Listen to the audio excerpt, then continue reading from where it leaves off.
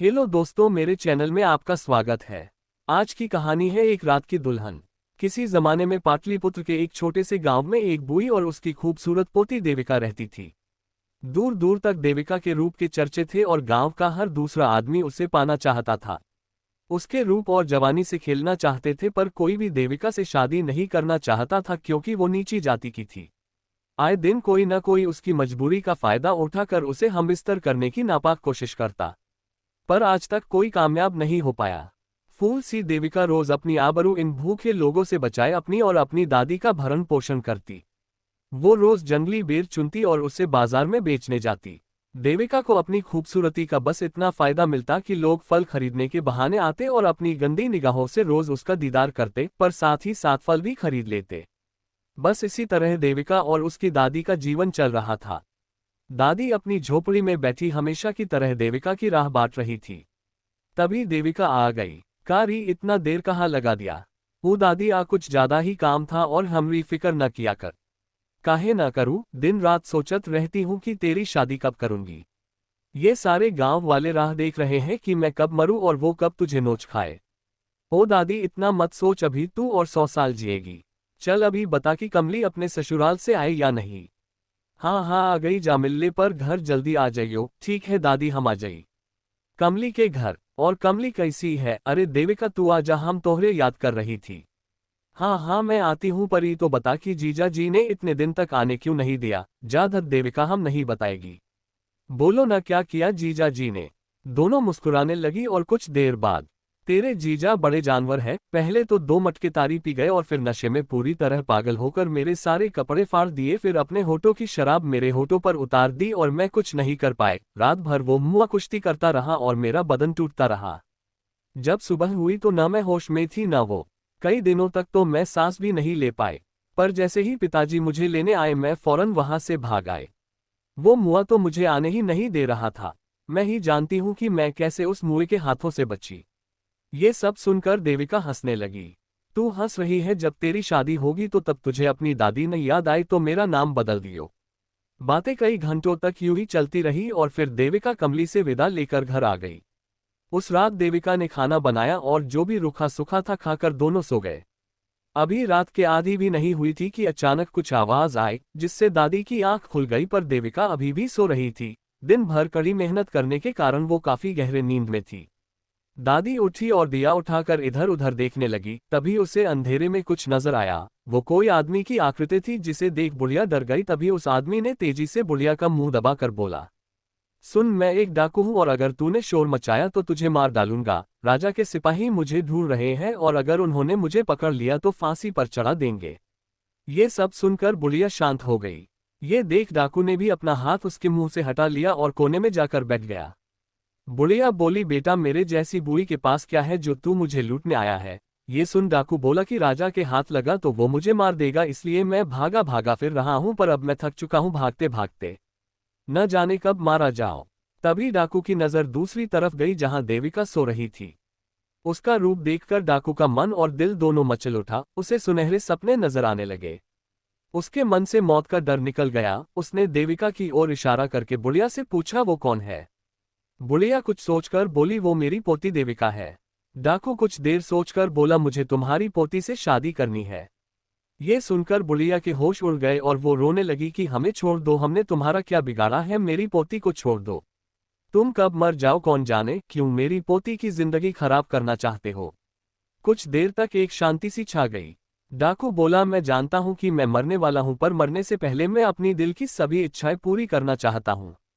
यही कारण है कि मैं तेरी पोती से शादी करना चाहता हूं।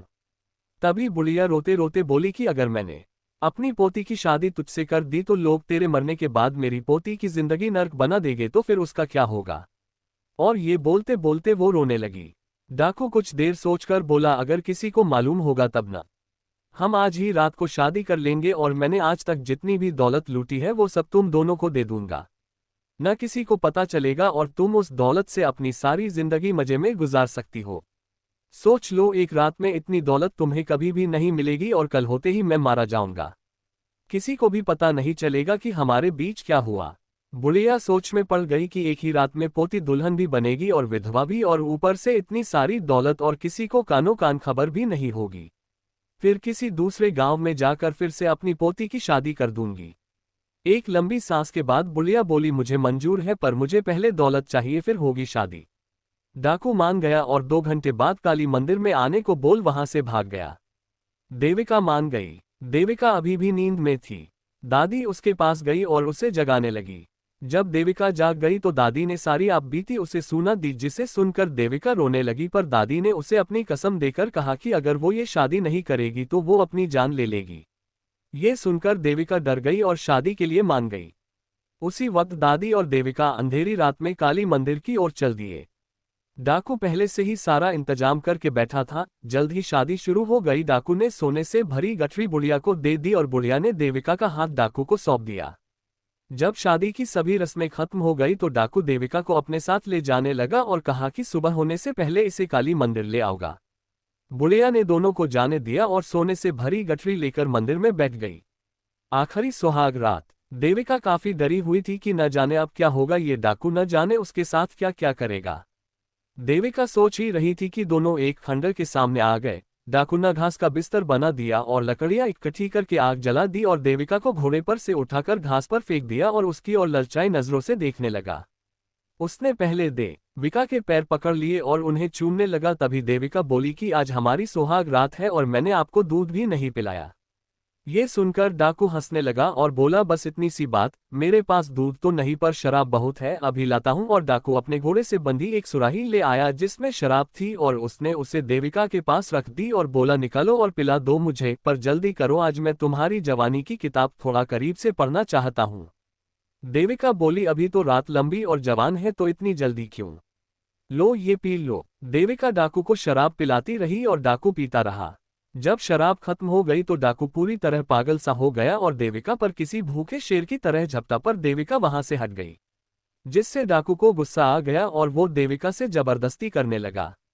तभी अचानक डाकू के आंखों के आगे अंधेरा छाने लगा और वो जमीन पर गिर गया और उसके मुंह से झाग आने लगी और वो मर गया। देविका ने उसकी लाश को उठाकर घोड़े पर डाला और काली मंदिर की ओर चल दी। खूनी कौन? जल्द ही देविका मंदिर पहुंच गई जहां दादी उसका इंतजार कर रही थी। दादी समझ गई थी कि उसकी चाल कामयाब हो गई थी और जो जहर उसने देविका को दिया था वो उसने उस डाकू को पिला दिया।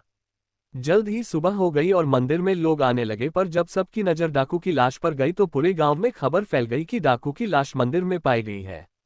उस लाश को देखने के लिए राजा स्वयं आते हैं और पूछते हैं कि इसे किसने मारा है, तो कोई जवाब नहीं मिलता है।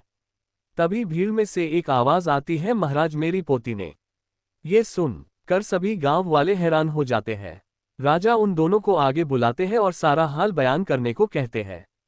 तो बुढ़िया बोलती है, महाराज मैं और मेरी पोती सुबह मंदिर में आए तो इस डाकू ने हम पर हमला कर दिया, पर मेरी पोती डरी नहीं और मां काली का त्रिशूल लेकर इसके सीने में उतार दिया। ये सुनकर राजा बहुत खुश हुए और देविका को बधाई दी, साथ ही साथ उससे विवाह का प्रस्ताव भी रखा, जिसे देविका ने स्वीकार कर लिया। जल्द ही देविका की शादी राजा से हो गई और वो खुशी खुशी अपनी दादी के साथ रहने लगी। किसी को कभी पता नहीं चला कि उस रात क्या हुआ। ये राज तो सिर्फ वो एक रात की दुल्हन ही जानती थी। अगर आपको ये पसंद आए तो लाइक दबाएं, शेयर करें, कमेंट करें और मेरे चैनल को सब्सक्राइब करें। आपका बहुत बहुत धन्यवाद।